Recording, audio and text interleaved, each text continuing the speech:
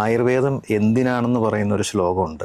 ഹിതാഹിതം സുഖം ദുഃഖം ആയുസ്തസ്യ ഹിതാഹിതം മാനം ചതച്ചി എത്രോക്തം ആയുർവേദ സൗച്യതേ.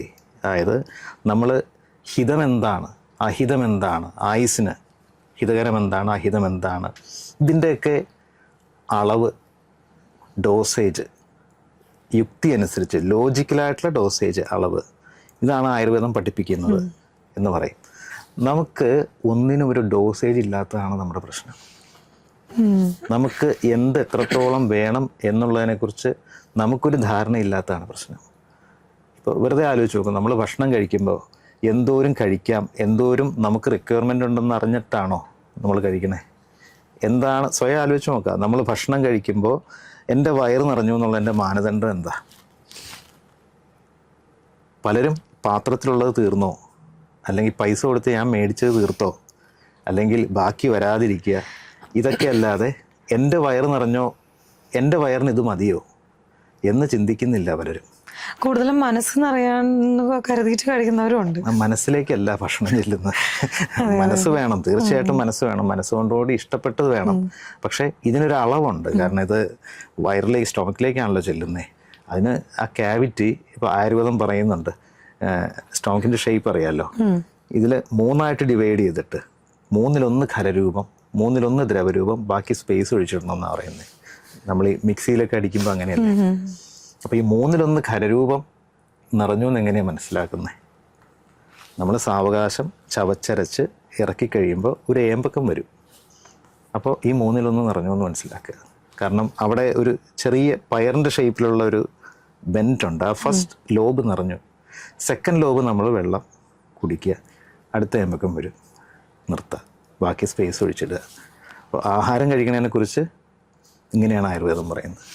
ഇതുപോലെ ഉറങ്ങുന്നതിനെക്കുറിച്ചും നമ്മളൊരു കർമ്മം ചെയ്യുന്നതിനെക്കുറിച്ചും എല്ലാം വളരെ വ്യക്തമായിട്ട് ആയുർവേദം പറയുന്നുണ്ട്. അപ്പോൾ ഈ ഡോസേജ് ഉറങ്ങുന്ന കേസിലോ ആഹാരത്തിലോ വ്യായാമത്തിലോ മാത്രമല്ല, നമ്മൾ ഏതൊരു കർമ്മം ചെയ്യുമ്പോഴും, ഇപ്പോൾ ധനസമ്പാദനത്തിലും എല്ലാത്തിലും ഉണ്ട്.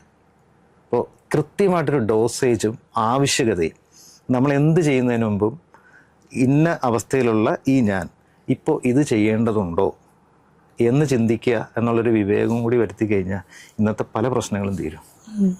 നമ്മൾ പക്ഷെ അങ്ങനെയല്ല, ഒരു ട്രെൻഡിനനുസരിച്ച് എല്ലാവരും കൂടി അങ്ങോട്ട് പോകുന്നു, ഞാനും പോകുന്നു എന്നുള്ളതല്ലാതെ ഞാൻ എന്തിനു പോകുന്നു, ഞാൻ പോണോ എന്നുള്ളൊരു വ്യക്തമായ ധാരണയില്ല.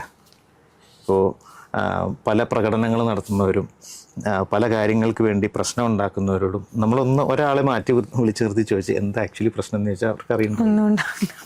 അപ്പോൾ നമുക്കിങ്ങനെ ഒരു വ്യക്തമായ ധാരണ ഇല്ലാത്തത്, ഒന്നിനെയും കുറിച്ച്, എനിക്ക് വേണ്ടതിനെക്കുറിച്ച് ഓരോരുത്തർക്കും വ്യക്തമായ ധാരണ ഇല്ലാത്തതും, ആളുകൾ മൊത്തത്തിലൊരു ഓളത്തിൽ പോകുന്നു.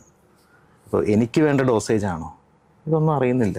അപ്പം നമ്മൾ പലപ്പോഴും ഞാൻ കണ്ടിട്ടുള്ള, എനിക്ക് ഇപ്പോഴും ആ രീതി ഉണ്ടോയെന്നറിയില്ല, നഴ്സറി സ്കൂളിലൊക്കെ പഠിക്കുമ്പോഴത്തേക്കും ഭക്ഷണം കഴിഞ്ഞിട്ട് ഒരു സമയത്ത് കൃത്യമായിട്ട് കിടത്തി ഉറക്കും നിർബന്ധമായിട്ട്.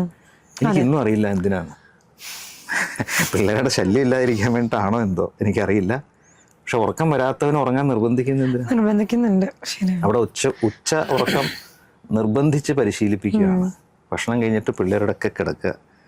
ഇത് വല്ല യോഗയിൽ ശവാസനമൊക്കെ ആണെങ്കിൽ ശരി, ഇത് നിർബന്ധമായിട്ട് കിടന്ന് ഒരാളും കണ്ണ് തുറക്കരുത്. അപ്പോൾ ഞാൻ ഓർക്കുന്നുണ്ട് പണ്ട് അങ്ങനെയൊക്കെ. അപ്പം ഈ കിടക്കുമ്പോഴിത് എന്തിന് ഇവരെത്ര നേരം കിടത്തും, നമുക്ക് എന്നിട്ട് വേണം ഓടി കളിക്കാനൊക്കെ. അപ്പോൾ ഈ സമയത്ത് എന്തിനാ ഇവരിങ്ങനെ കിടത്തണേന്ന് അറിയില്ല, അവർക്കും അറിയില്ല. പിന്നെ എനിക്ക് മനസ്സിലായത് മേ ബി അവർ വിശ്രമിക്കാനായിരിക്കും, അവർക്ക് ഉച്ച കഴിഞ്ഞിട്ട്. പക്ഷേ ഞാൻ പറഞ്ഞ ഇതുപോലെ നമ്മളെ ഒരു അനാവശ്യമായ കുറേ കാര്യങ്ങൾ പഠിപ്പിക്കുന്നുണ്ട്. അപ്പോൾ ഇങ്ങനെ നമ്മൾ സ്പോയിൽ ചെയ്യരുത്, ലോജിക്കലായിട്ട് വേണം കാര്യങ്ങൾ ചെയ്യാനുള്ള ഇതാണ് ആയുർവേദം പഠിപ്പിക്കുന്നത്.